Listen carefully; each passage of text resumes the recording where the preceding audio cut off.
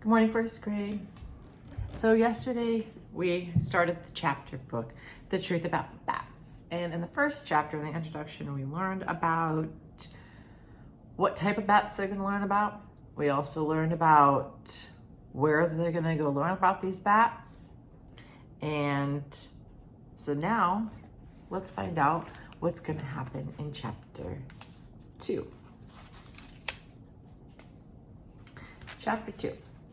Very soon, the bus jet was above the clouds. Miss Frizzle was wearing a jumpsuit with pictures of a pink-eared bat, the famous spotted bat of Yosemite. Most of us were enjoying the ride. Phoebe was biting her fingernails and looking nervous. We'd studied bats before, but some of us still secretly believe that they were scary. Me? I think they're cool from a distance.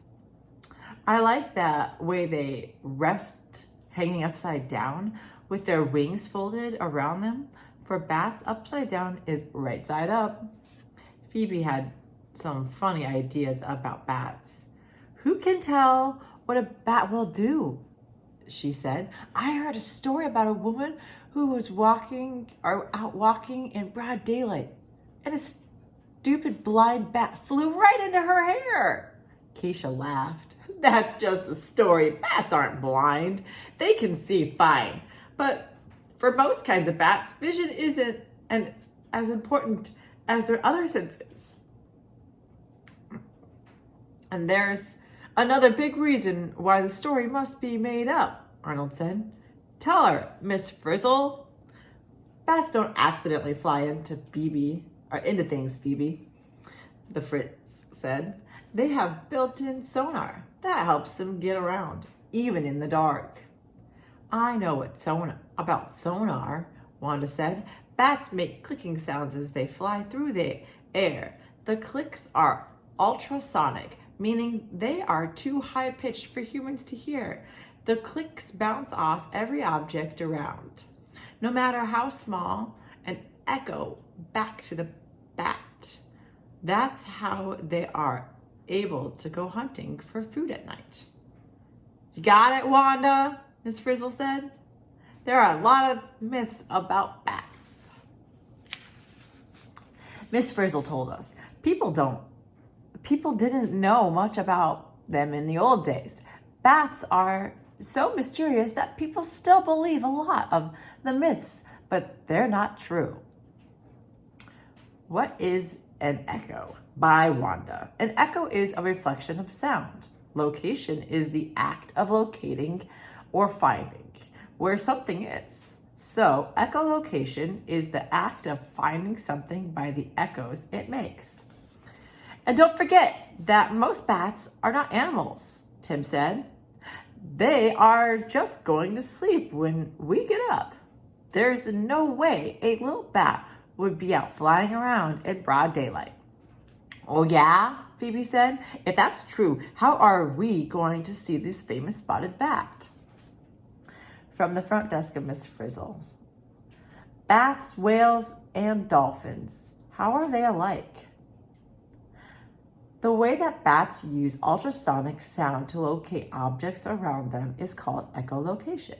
Whales and dolphins are two other kinds of mammals that use echolocation. Their sound waves go through the water, while the bat's sound waves go through the air. So this was Wanda's report, and here's what was on Miss Frizzle's desk. See the whale and the dolphin?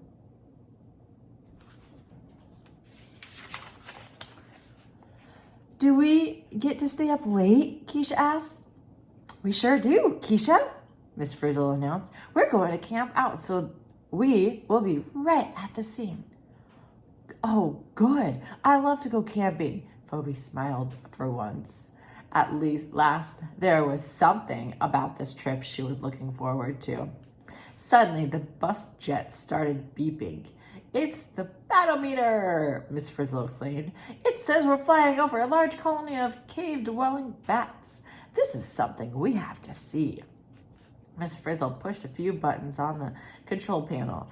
Overhead, we heard a thit, thit, thit, thit sound, like a helicopter's blades. The frizz had turned our jet into a helicopter. She set the bustlecopter down on a flat rock. Here are your bat explorer kits. Miss Frizzle gave everyone a pack with a hard hat, a flashlight, and a pair of boots. Hurry up now, she called. It's our turn at bat. From the desk of Miss Frizzle. For bats, night is right. Why nighttime is a good time for a bat to be outside and about. 1, its thin wings would get hot in the sun and cause the bat to lose too much water. 2, there are lots of insects around to eat and hardly any other nighttime insect eaters, except maybe some spiders. In the daytime, bats would have to compete with birds for food. And 3, there are a few dangers for the bat at night. Owls and snakes are its biggest problems. So, here's the bat. And that was what's from Miss Frizzle's desk. Kids, it's time we found out the truth about bats. So here's the picture. And that concludes our chapter for today. So let me know, what did you learn? What was something interesting that you found out? Was there anything that you found out that was new about bats that you didn't know before? Have a good day. Bye.